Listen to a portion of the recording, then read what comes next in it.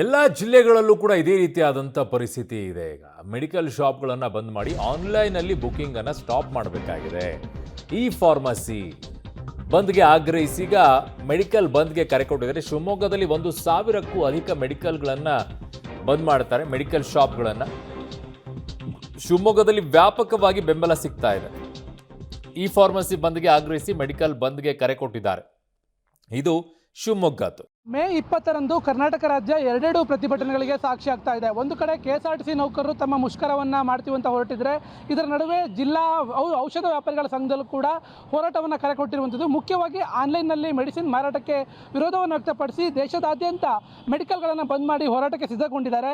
ಈಗ ನಮ್ಮ ಜೊತೆ ಶಿವಮೊಗ್ಗ ಜಿಲ್ಲೆಯ ಡ್ರಗ್ ಆ್ಯಂಡ್ ಕೆಮಿಸ್ಟ್ ಅಸೋಸಿಯೇಷನ್ ಪದಾಧಿಕಾರಿಗಳಿದ್ದಾರೆ. ನೇರವಾಗಿ ಅವ್ರನ್ನೇ ಮಾತಾಡ್ತೇನೆ. ಸರ್, ನಾಳೆ ಶಿವಮೊಗ್ಗ ಇಡೀ ರಾಜ್ಯದಲ್ಲಿ ಹೋರಾಟವನ್ನು ಮಾಡ್ತಾಯಿದ್ದೀರಿ. ಯಾವ ಉದ್ದೇಶಕ್ಕಾಗಿ ಹೋರಾಟವನ್ನು ಮಾಡ್ತಾಯಿದ್ದೀರಿ? ನಿಮ್ಮ ಬೇಡಿಕೆಗಳೇನು ಸರ್? ಭಾರತೀಯ ಔಷಧಿ ವ್ಯಾಪಾರಿಗಳ ಸಂಘ ರಾಷ್ಟ್ರವ್ಯಾಪಿ ಸುಮಾರು 12 ಲಕ್ಷ ಮೆಡಿಕಲ್ ಶಾಪ್ಗಳನ್ನು ಬಂದ್ ಮಾಡಬೇಕು ಅಂತ ಕರೆ ಕೊಟ್ಟಿದೆ.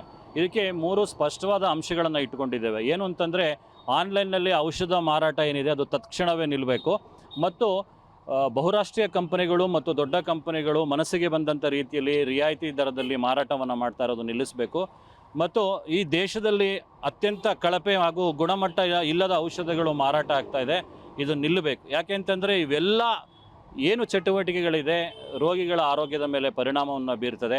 ಹಾಗಾಗಿ ರೋಗಿಗಳ ಹಿತದೃಷ್ಟಿಯಿಂದ ಈ ಒಂದು 3 ಅಂಶಗಳನ್ನು ಗಮನಿಸಬೇಕು ಸರ್ಕಾರ ಅಂತ ಹೇಳಿ ನಾವು ನಾಳೆ ರಾಷ್ಟ್ರಾದ್ಯಂತ ಮುಷ್ಕರವನ್ನು ಮಾಡ್ತಾ ಇದ್ದೇವೆ. ಸರ್, ಶಿವಮೊಗ್ಗ ಜಿಲ್ಲೆಯಲ್ಲಿ ಎಷ್ಟು ಮೆಡಿಕಲ್ಗಳಿದ್ದಾವೆ? ಎಲ್ಲವೂ ಕೂಡ ಬಂದ್ ಆಗ್ತಾ ಹೇಗೆ ಸರ್? ಜಿಲ್ಲೆಯಾದ್ಯಂತ ಸುಮಾರು 1,000ಕ್ಕೂ ಅಧಿಕ ಮೆಡಿಕಲ್ ಶಾಪ್ಗಳು ಈಗ ಕಾರ್ಯವನ್ನು ನಿರ್ವಹಿಸ್ತಾ ಇದೆ.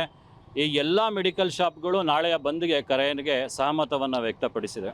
ಸರ್, ಮುಖ್ಯವಾಗಿ ಈಗ ಕೋವಿಡ್ ಟೈಮ್ನಲ್ಲಿ ಆನ್ಲೈನ್ ಮಾರಾಟಕ್ಕೆ ಅವಕಾಶವನ್ನು ಕೊಟ್ಟರು. ಇದರಿಂದ ಏನು ಸಮಸ್ಯೆಗಳಾಗ್ತದೆ ಸರ್? ಮುಖ್ಯವಾಗಿ ಅದರಿಂದ ಎಲ್ಲ ಮಿಸ್ಯೂಸ್ ಆಗ್ತಿದೆ ಸರ್. ಏನಾಗ್ತಿದೆ ಅಂದರೆ ನೋಡಿ, ಇದು ಇವನ್ನೆಲ್ಲ ಪ್ರಿಸ್ಕ್ರಿಪ್ಷನ್ ಎಲ್ಲ ಇರ್ತಾವಲ್ಲ, ಅವನ್ನೆಲ್ಲ ಅಪ್ಲೋಡ್ ಮಾಡಿಬಿಟ್ಟು ಯಾವುದು ಹಳೆ ಇದಕ್ಕೆಲ್ಲ ತಿಂಡಿ ತರಿಸ್ಕೊಳ್ತಾರೆ, ಅವನ್ನೆಲ್ಲ ಮಾಡ್ತಾರೆ. ಶೆಡ್ಯೂಲ್ ಡ್ರಗ್ಸ್ ಎಲ್ಲ ಆಗೋದು ಚಾನ್ಸ್ ಇರುತ್ತೆ.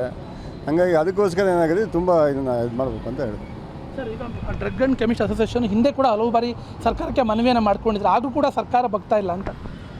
ಸರ್, ನಮ್ಮ ಸಂಘದ ವತಿಯಿಂದ ಹಾಗೂ ರಾಜ್ಯ ಸಂಘದ ವತಿಯಿಂದ ಮತ್ತು ಆಲ್ ಇಂಡಿಯಾ ಸಂಘದ ವತಿಯಿಂದ ಎಲ್ಲ ತರಹದ ಬೇಡಿಕೆಗಳನ್ನು ಇಟ್ಕೊಂಡು ಮುಂಚೆ ಹಲವು ಬಾರಿ ನಾವು ಈ ಥರ ಬಂದ್ಗಳನ್ನು ಕರೆ ಕೊಟ್ಟಿದ್ದರೂ ಕೂಡ ಯಾವುದೇ ತರಹದ ನಮಗೆ ಇದನ್ನು ಸಿಕ್ಕಿರಲಿಲ್ಲ, ಇದು ಸಿಕ್ಕಿರಲಿಲ್ಲ. ಆದರೆ ಈ ಬಾರಿ ನಾವು ಅತ್ಯಂತ ಕಠಿಣ ರೀತಿಯಲ್ಲಿ ಇದನ್ನು ಬಂದನ್ನು ಆಚರಿಸ್ತಾ ಇದ್ದೀವಿ.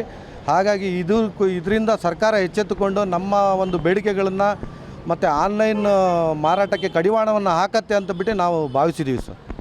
ಮುಖ್ಯವಾಗಿ ಇದು ಶಿವಮೊಗ್ಗದ ಪದಾಧಿಕಾರಿಗಳ ಮಾತು. ಒಂದು ಕಡೆ ಆನ್ಲೈನ್ನಲ್ಲಿ ಮೆಡಿಸಿನ್ ಮಾರಾಟ ಮಾಡೋದ್ರಿಂದ ಕಳಪೆ ಗುಣಮಟ್ಟದ ಔಷಧಿಗಳು ಕೂಡ ಇವತ್ತು ಗ್ರಾಹಕರ ಕೈಯನ್ನು ತಲುಪ್ತಾ ಇದ್ದಾವೆ.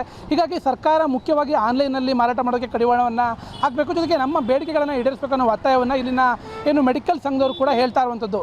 ಕ್ಯಾಮ್ರಾ ಪರ್ಸನ್ ಸತೀಶ್ ಜೊತೆ ನವೀನ್ ಪುರ್ದಾಳ್, ಪಬ್ಲಿಕ್ ಟಿವಿ, ಶಿವಮೊಗ್ಗ.